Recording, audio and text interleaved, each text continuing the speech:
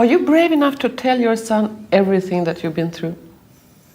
My son knows everything I've been through already. Yes, already? Well, we've had a relationship.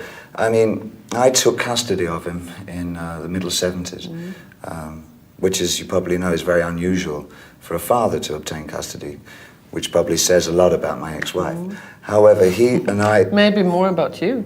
That would be nice. He and I have had a very strong, close relationship since that time, and I think now he's nearly 16. It's almost the relationship of two brothers, because I try and keep aware, because I have a genuine interest in the things that he's interested in, and the music that he's interested in, the sports that he wants to play, the things that he wants to do in life.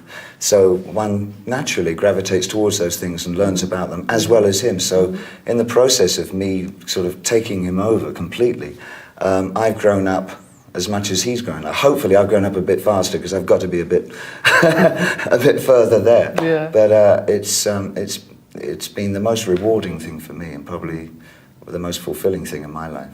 But did you actually tell him, you mean, about all the things you went through in the 70s in Los Angeles with drugs and sex? Oh yes, he knows all about those things. Yes. Well, at what age? Because I wonder myself, when can I tell Only over the children? last what sex problems have you had in the last few years? Tell me about Not about sex problems, but I mean... or drugs when, and things that you've done, and I'm sure I can find the books.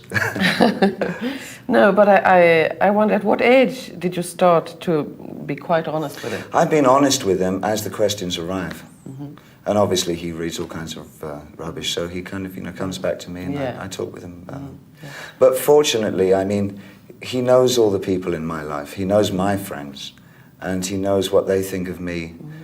And I think he doesn't know any of the people that sort of write the books and things, because they're never...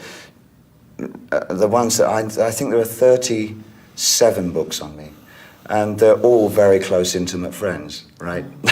And they're people that have always been a periphery around me. And genuinely what I found is that the people who concentrate on being very malicious about a personality, as far as it's applied to me, have been people that have joined my group of workers with the idea of having a high life, getting stoned a lot, getting a lot of money, and having a great coast ride for a couple of years. And when they find out that I don't want that I want people who work hard, they get very disillusioned and very bitter. And it's a revenge. It's a revenge. And it gives them a bit of fame.